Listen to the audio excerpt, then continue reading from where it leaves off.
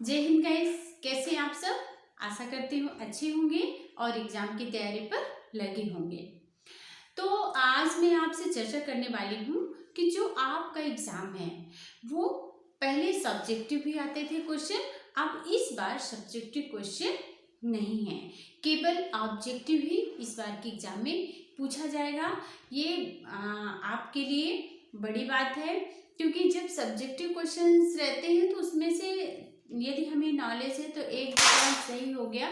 इसके बाद यदि हमें उस टॉपिक के बारे में पता होता है तो हम उसमें थोड़ा डिटेल कर लेते थे, परंतु इस बार ऐसा कोई ऑप्शन नहीं है हमारे पास। अब इस बार आपको ऑब्जेक्टिव देना है, तो जब आप अपने सब्जेक्ट के बारे में डिटेल जानेंगे, थोड़ा डीप पढ़ेंगे, तभी आप ऑब्जेक्टिव को कर पाएंगे। तो आपको मैं आज सावधान विश्राम पर जो क्वेश्चन आने वाले हैं, आ सकते हैं, उसके बारे में मैं आपसे चर्चा करूंगी।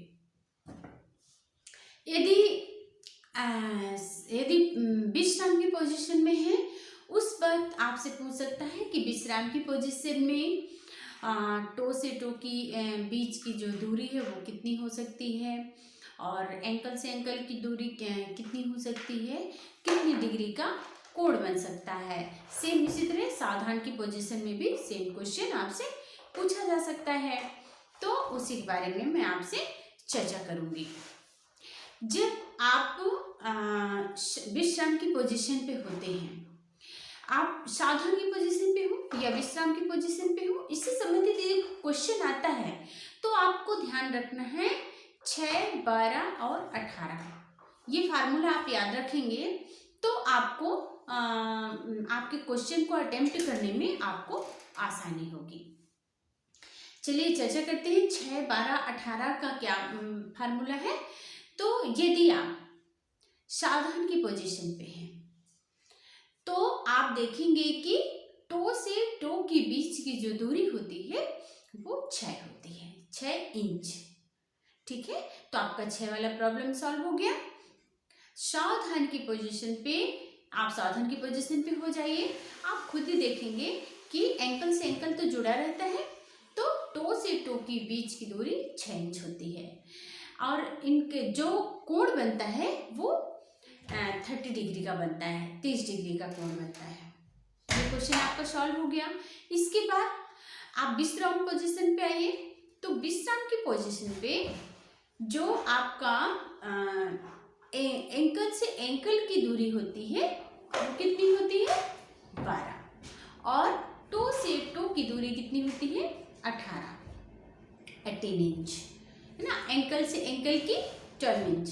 तो आपको यदि याद नहीं रहता तो आप अपना कॉमन सेंस लगाएंगे कि यदि विश्राम की पोजीशन होगी उस समय आपका एंकल थोड़ा ज़्यादा पास रहेगा और टो थोड़ा ज़्यादा दूर रहेंगे, तो जो 12 होगा वो एंकल तरफ आएगा और जो 18 होगा वो टो की तरफ जाएगा। तो 6, 12, 18 से आपको सावधान की और विश्राम की पोजीशन के की जो स्थिति है, उनके जो डिस्टेंस है, उसके बारे में आपको आपका जो क्वेश्चन है वो आपसे नहीं छूटेगा। और डिग्री सेम रहती है, चाहे आप सावधान की पोजीशन पे हो चाहे आप विश्राम की पोजीशन पे हो, आपका 30 डिग्री का ही कोण बनेगा।